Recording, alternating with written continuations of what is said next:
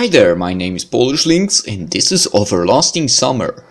Another episode of our long gameplay. Does make sense? Maybe a little bit. Alright, after the scary stories, minute passed. Okay, I understand. Maybe you should go. I listened. Uliana snored quietly. Hey, wake up! Can you even fall asleep from fear? Wake up, I said. No reaction. I tried to stand up. Uliana certainly didn't weigh more than 40 kilograms, but imagine yourself lying under such a wave. It's really not easy to stand up. You would think that Uliana was dead if not for her breathing. I certainly could make more effort. But then I'd wake her up and it will all start again. Such an unenviable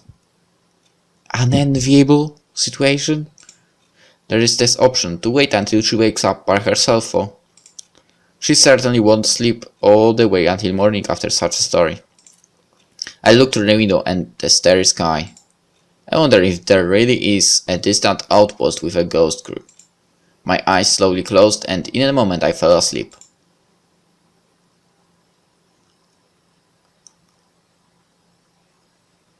And Olga Dmitrievna will wake you up? No, I guess not. I felt warmth in my dream. It happens sometimes. Your brain is not completely awake yet, but you still feel the sun shining in your eyes. And when you wake up, blink for some time to get used to the light. It was a wonderful morning. The birds were singing, the air was fresh and fragrant, and the world was bathed in daylight. I'd stay in bed for some time longer, but something was not quite right.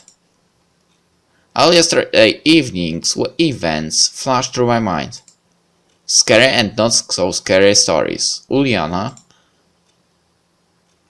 who was counting up to me tightly and snoring, not quite like a little girl would. But I didn't worry at all. After all, it's still early, surely no later than 7 or 8 o'clock. Who'd want to go to the library that early? I sat back and looked out the window. In a couple of minutes the sun will hit right in Uliana's eyes. That's when you're gonna wake up. It's interesting how did she manage to hug me so tightly. Indeed. That would be good. Indeed, I couldn't free myself at all. Theoretically, I was ready to spend 1 or 2 more hours lying the way, but suddenly I heard footsteps. Sounds like trouble. Wake up! Do you hear me? Wake up! I started carefully but insistently shaking Uliana by her shoulders, tried to loosen her grip, but it was all in vain. Meanwhile, the footsteps were getting closer. I have to save us at any cost. Standing up seems unworkable. That's what I learned already, so I decided to crawl. My move strongly resembles reservist training, which I never attended. A soldier dragging his injured officer while under an artillery attack. The officer is unconscious, the soldier is exhausted, and layers of barbed wire surround them. I barely managed to crouch behind her. How did she not wake up from that? I barely managed to crouch behind a bookstand and hide Uliana when the library door opened. Semyon was standing on the doorstep. She seems a bit overcommitted to her work, since she's coming in at the crack of dawn. Wait! Wait! I heard a familiar voice. Esther? So she indeed does have a reason to come here. Why couldn't she come yesterday? Or today, but later? Science waits for nobody! Science. It was electronic. Hold on for a second, I will find it. She headed towards us. I barely managed to turn Uliana around so that she was on my back and crawled on all fours to a nearby bookshelf where I collapsed and tried to catch my breath. What was it? Cybernetic mathematics? Or mathematical cybernetics? It seems she didn't notice us. I like something about the electronic bombardment of photovoltaics? What the fuck is that? Are you crazy? Why would we have something military? That's not military at all. For some time they both were silent. Zenia? What? Let's go down to the river tonight. What for? Well, just I have a lot of things to do. Come on, get moving. Your robot is waiting for you. Okay. The door slamming was like an epitaph for electronics love struggles. Seems like he is not a cold-blooded robot after all. I chuckled quietly. Anyway, laughter seems a bit inappropriate. We have to escape the library somehow. Waiting until Xenia goes for breakfast seems to be the easiest solution at the moment. She's a communist labor worker after all, not one of electronics medical robots. She has to at least eat sometime. Meanwhile, Uliana wasn't going to wake up. At least she's not snoring anymore. The library was silent. I didn't see Xenia, but was more or less satisfied with the situation. All of a sudden, incomprehensible noises came from her desk. Clicks, cracks, and music started. The Soviet anthem. Just great. It would have been right if not for Xenia, who started to sing along. United forever in friendship and labor! I could only envy her patriotic feelings. Unfortunately, she had some vocal issues. The Soviet pop scene definitely did miss out on a star called Xenia. The anthem ended, and an unfamiliar voice started to talk about the overachievements of a 5-year plan of crop harvesting. It was a radio, obviously. I started listening attentively. Maybe they would say something interesting. But after the list of agricultural achievements, the voice started to disappear and was gone in a few minutes. Signal disturbance? Probably. Xenia stood up and headed towards us. Oh crap. The situation is hitting rock bottom. I managed to unclench Uliana's grip with a titanic struggle. I was free to go, but was so cramped from all this crouching that I didn't have the strength to get up. It's time to prepare for the worst and start thinking of excuses. Suddenly the steps stopped. Seems like Xenia was standing on the other side of this bookshelf. I heard the sound of books rustling. Probably she's looking for something. She took a book and returned to her desk. The door slammed open. Semyon! Have you seen him? Olga Dmitrievna was definitely out of breath. Uliana? No? Xenia answered with surprise. The door was slammed as loudly as the previous time. Seems like everyone is looking for us and Xenia will start to look around the library. But fortunately, that very moment the bell sounded in the distance, calling pioneers for breakfast. Xenia, being a punctual person, decided not to linger and left the library in a few minutes. There was only me and Uliana in the library. Then it was time to decide what to do with her. No longer afraid of being caught, I bent down and shouted in her ear. Wakey wakey, eggs and bakey! She instantly jumped and started to look around. Noticing me, Uliana's eyes widened. What are you doing here? Playing at spies. Huh? Never mind, did you sleep well? Yes! Seems she's not yet completely conscious. Breakfast? Yes! We left the library. At last. Now it was certain that I won't have to explain anyone that what, how and why of Uliana and myself being in there all night long. Sorry for falling asleep like that. It's alright. I guess my words sounded too insincere because she looked at me with disbelief. Wait a minute. What were you doing in there all this time? You wouldn't believe me. Wait a moment. That means... Uliana giggled, stepped away from me and shouted loudly. I'm the first for breakfast! What? Not a big surprise after such a deep sleep. I said, but Uliana already couldn't hear me, being far ahead. It was unusually crowded near the canteen. Of course, there was no other place in the camp that pioneers loved as much as the canteen, but why were they all crowding on the porch? I came closer and tried to find out what's happening.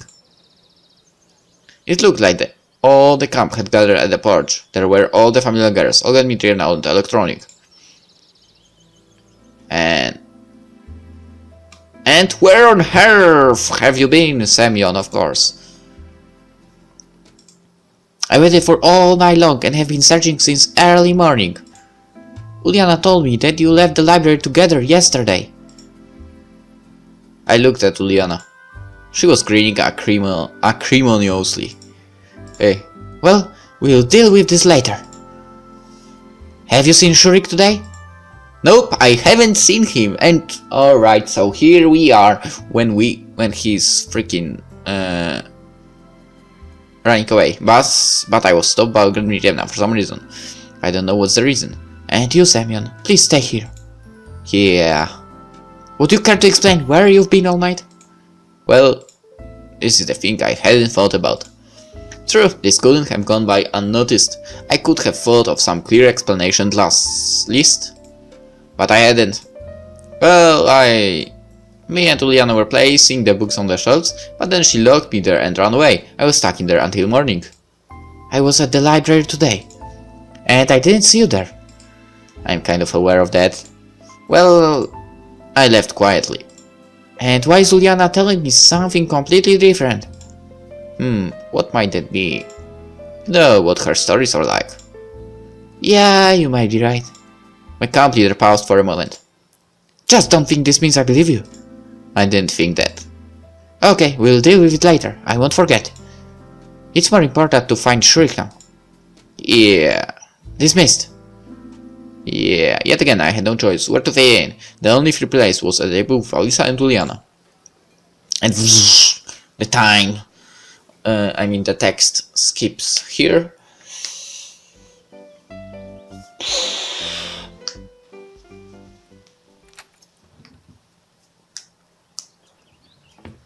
And here we are at the beach. And right now, bus stop, of course. My usual road. Go with me, Ku.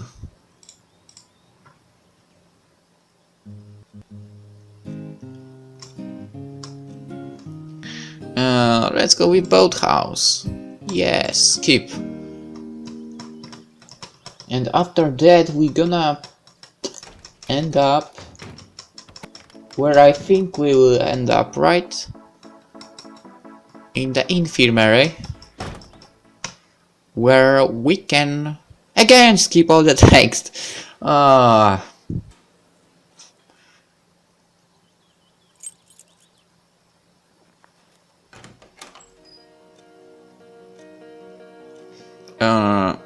I think you'd look gorgeous in it. Of course she would, Hello. Overdose of stolen candies, right? No, got food poisoning from the canteen.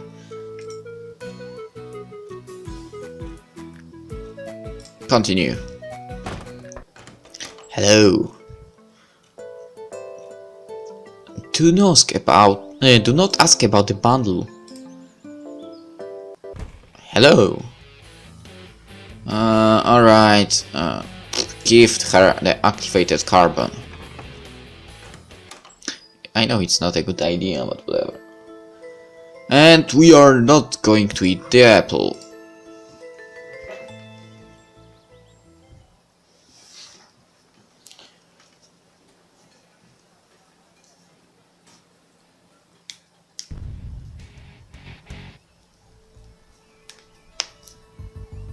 What now? What now? We have to choose. We have to choose with who to go.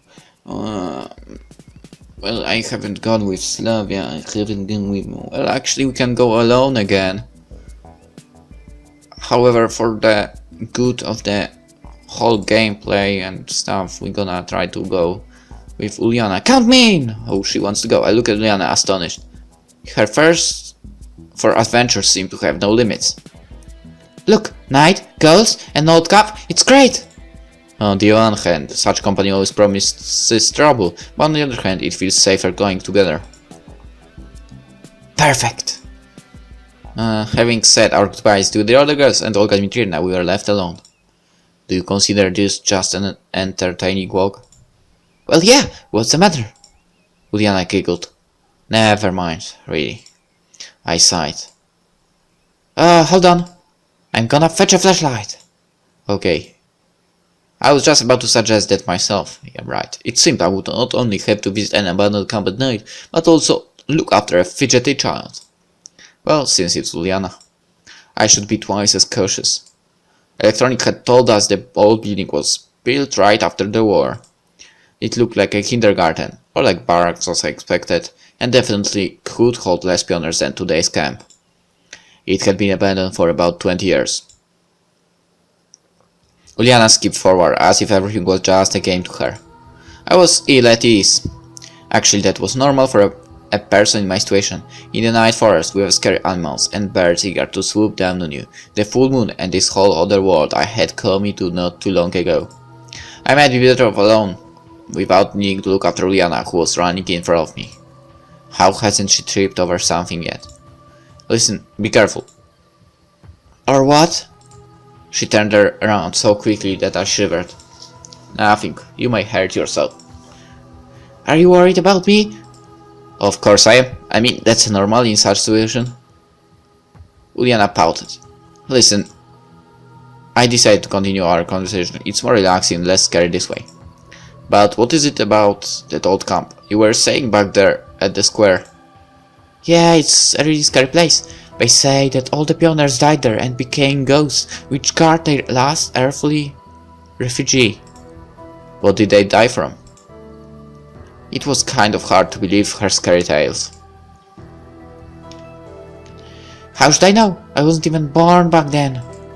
But you say this so confidently. I got information from a reliable source. And where would that be from? From Alyssa? Not gonna tell you.